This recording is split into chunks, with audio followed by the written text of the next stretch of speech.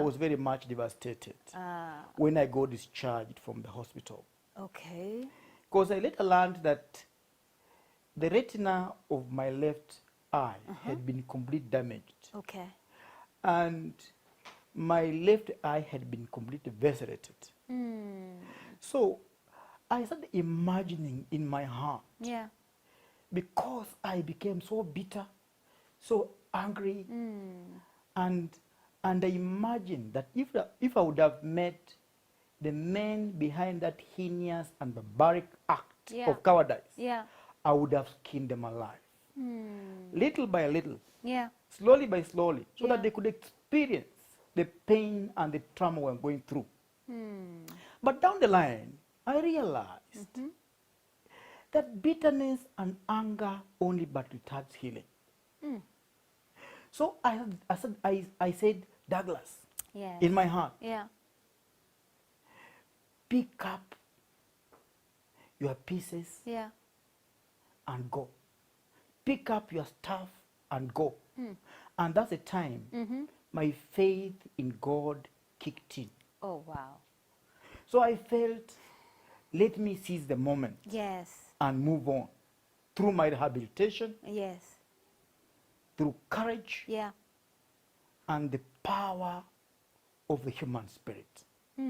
I love that. I love that. Bitterness and anger retards healing. Yes, That is so profound. right. So what role did your family play in facilitating your healing as well and your well-being? My wife Teresa, whom I call a sack of sand, has been a pillar in my life. By the time of the bombing, Yeah. she was working in a high school in Busia called Nambale Boys. Okay.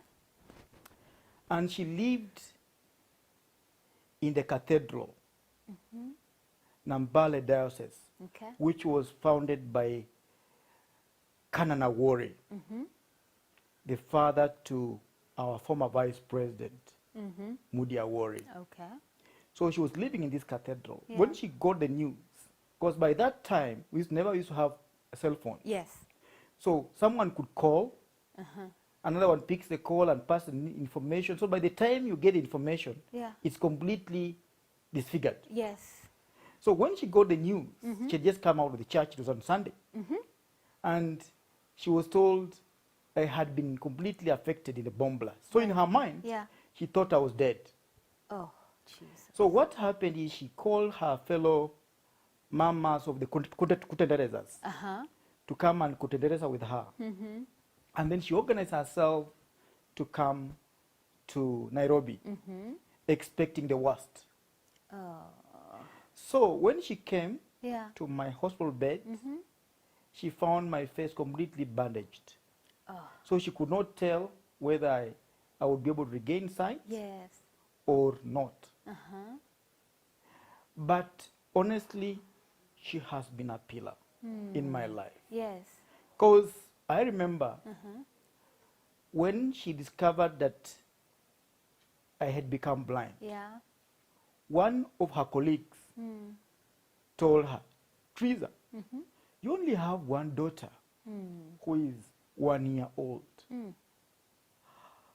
Why should you take the burden of taking care of this blind man for the rest of your life?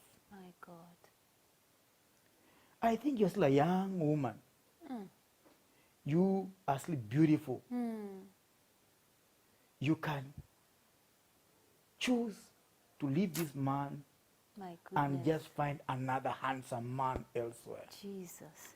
But Teresa, who is a sack of sand, stood her ground and said, for good or for worse, Yes. I'll stand with my Douglas. And we have stood together for 25 years. Wow. And now we are blessed with 5 children, Oh, wonderful. 3 biological Yeah. and 2 adopted. Oh, And I can tell you by the grace of God, we are a happy family. That is So such a beautiful Teresa story. has made our family happy. Oh, Our children are happy, yeah. moving on in pursuit of their own professional interests. Tell me why you call her a sack of sand. In Kiluya, would call her Ligunia Yamusenye. Okay. So in their subclan, that's how they are called.